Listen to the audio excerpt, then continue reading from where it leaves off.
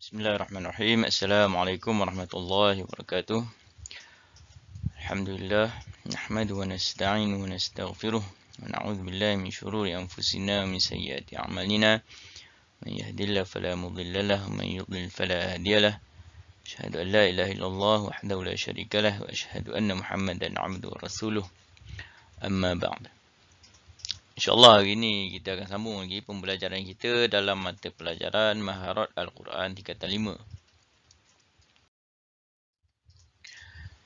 Okay, kita masih lagi dalam tajuk yang ke-7.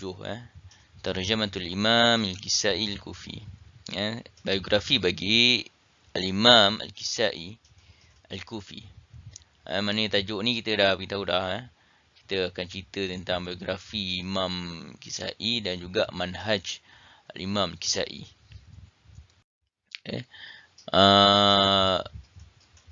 Sebelum ni kita dah cerita biografi Imam Kisai,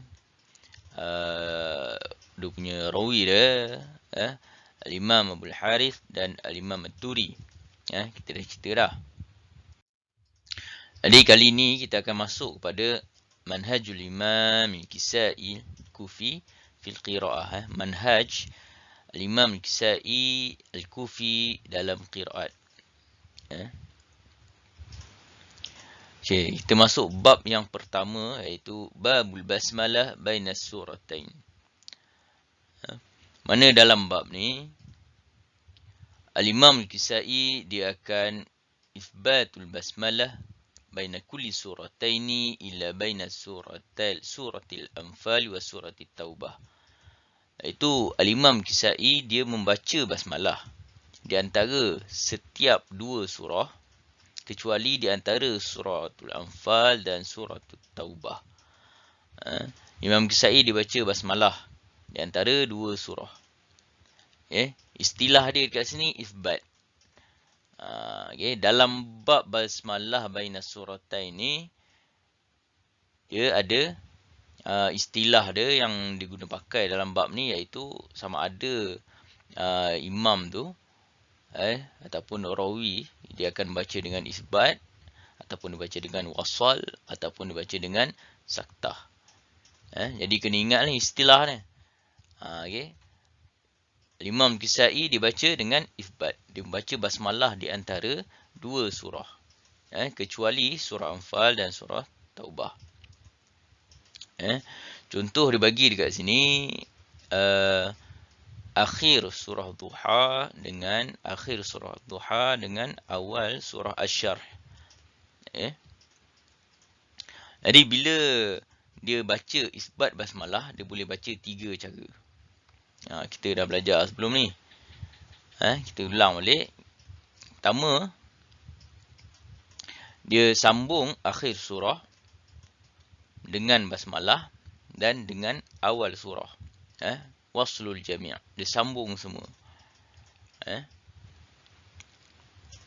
Contoh, wa amma bi ni'mati rabbika fahaddits bismillahirrahmanirrahim alam nashrah laka sadrak. Sambung. Yang kedua, dibaca akhir surah, kemudian dia berhenti. Kemudian dibaca basmalah sambung dengan awal surah. Contoh, wa amma bi ni'mati rabbika fahaddits bismillahirrahmanirrahim alam nashrah laka sadrak. Yang ketiga, qat'ul jami'. Dia putuskan semua. Dia waqaf pada semua tempat. Dia baca akhir surah, kemudian dia berhenti. Kemudian baca basmalah, dia berhenti. Kemudian baru dia baca awal surah. Contoh, wa amma bi ni'mati rabbika fahaddits bismillahirrahmanirrahim alam nashrah laka sadrak. Itu tiga cara untuk membaca basmalah di antara dua surah. Kemudian illa baina suratil Anfal wa suratit Taubah. Kecuali di antara surah Al-Anfal dan surah Taubah, semua qura' dia tidak akan baca basmalah. Di antara surah Anfal dan surah Taubah, sepakat semua qura' tak ada basmalah. Dekat sini pun boleh baca 3 cara juga. Pertama, dia waqaf akhir surah Al-Anfal, kemudian dia baca awal surah Taubah. Contoh, innallaha bikulli syai'in alim, bara'atum minallahi wa rasulih. Contoh yang kedua, cara yang kedua, dia baca dengan saktah. Tadi waqaf, yang kedua dengan saktah. Contoh, innallaha bikulli syai'in alim, bara'atum minallahi wa rasulih. Yang ketiga, dia baca dengan wasal. Dia sambung akhir surah dengan awal surah. Contoh, innallaha bikulli syai'in alimun, bara'atum minallahi wa rasulih. Itu untuk bab basmalah di antara dua surah. Seterusnya, bab yang kedua, babul maddi wal qasr. Bab mad, kita akan cerita tentang dua mad. Yang pertama, mad munfasil. Imam Al-Kisai dia akan baca dengan tawassut pada mad munfasil. Imam Al-Kisai dia akan baca tawassut pada mad munfasil. Contoh, nisfahu awin qus minhu qalila. Contoh yang kedua, qul innama ad'u rabbi wa la usyriku bihi ahada. Baca dengan tawassut pada mad munfasil. Yang ketiga, mad muttasil. Imam Kisai dia baca dengan tawassut juga pada mad muttasil. Tengok contoh dia bagi sini. Jazaa'an min rabbika 'ata'an hisaba. Contoh yang kedua, fabi ayyi ala'i rabbikuma tukadziban. Habis bab mad. Kemudian bab yang ketiga, babul fathi wal imalah. Kita dah jumpa bab ni dalam manhaj Hamzah. Manhaj Imam Hamzah. Imam Kisai pun sama juga. Dia ada dalam bab imalah. Dekat sini, Kisai, Al-Imam Kisai dia baca sama macam Hamzah. Dia imalah zawatil ya. Dia akan baca imalah pada perkataan zawatil ya. Iaitu apa dia zawatil ya ni? Zawatil ya ni adalah huruf perkataan yang mana hujung perkataan tu huruf alif yang digantikan daripada huruf ya. Asal perkataan tu ya, tapi digantikan dengan huruf alif. Sama ada dalam isim ataupun fi'il. Saya dekat dalam video yang sebelum ni saya salah cakap. Dia bukannya huruf alif ganti dengan ya. Silap kat situ. Dekat manhaj Hamzah. Kita ada jumpa kan. Bukan huruf alif ganti dengan ya. Dia huruf alif ganti daripada ya. Salah istilah, bila salah istilah, salah lah makna dia kan. Dia asal dia perkataan tu ya. Tapi digantikan ataupun dia berubah menjadi huruf alif. Dia ada sama ada dia dalam bentuk fi'il ataupun dalam bentuk isim. Okay. Dia ada kaedah. Dia ada kaedah. Macam mana nak kenal zawatil ya ni?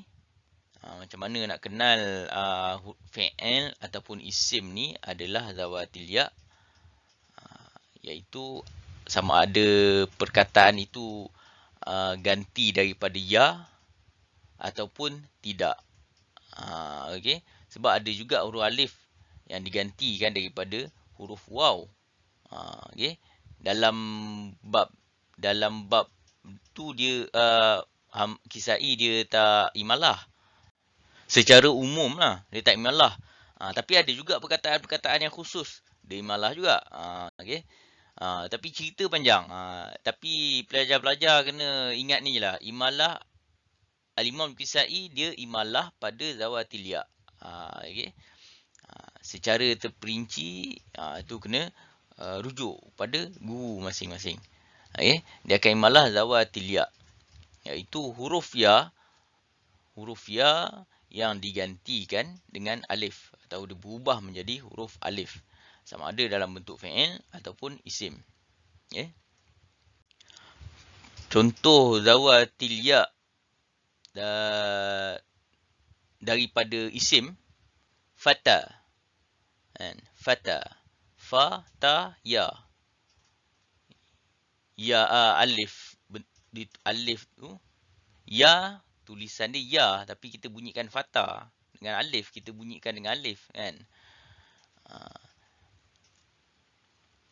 Perkataan fatha tu Al-Imam Kisai dia akan dengan hamzah, dia akan imalah lah dekat situ, sebabnya dia zawatil ya. Perkataan tu zawatil ya. Macam mana nak tahu? Sebab bila perkataan fatha tu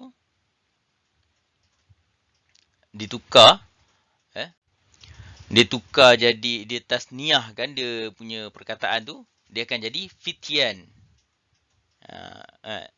Jadi ya situ. Tu asal dia. Dari situlah kita tahu dia berkait dengan bahasa Arab lah pula. Sebab tu kena rujuk dengan guru halaqah masing-masing untuk lebih terperinci lah. Tapi secara umum dia dapat tahu istilah imalah zawatil ya pun dah cukup. Cuma untuk maklumat tambahan macam mana nak kenal zawatil ya daripada bentuk isim ni, apabila perkataan tu ditasniahkan, dia akan keluar ya. Contoh fata. Bila tasniah dia jadi fityan. Jadi fata tu akan jadi imalah dekat situ kan. Kisai dia akan imalah pada situ. Okay. Okey, kemudian zawatil ya dari segi fi'il pula, contoh roma, ra, mim, ya. Ditulis dengan ya, tapi kita sebut dengan alif, roma. Okay. Dalam bab fi'il ni pula, bila dimasukkan ta mutakallim, okay, alif tu dia akan berubah balik jadi ya. Romaitu. Romaitu. Jadi dari situ kita boleh tahu bahawa perkataan Roma tu akan dibaca dengan imalah. Okay. Dari segi perincian dia memang panjang lah. Tapi secara ringkasnya, pelajar-pelajar cuma perlu tahu dan ingat istilah ni je, zawatil ya. Okay. Al-Imam Kisai dia akan imalah pada zawatil ya, sama ada fi'il ataupun isim. Okay. Contoh dia.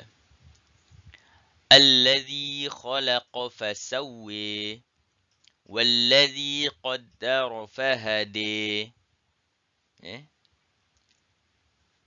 Contoh yang lain, wallaili idza yaghshi wannahari idza tajalli.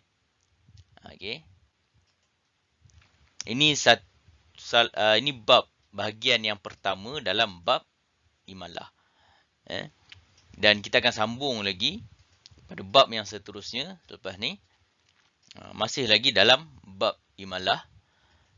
Jika ada kekeliruan ataupun tak jelas, pelajar-pelajar boleh rujuk dan tanya pada guru halaqah masing-masing.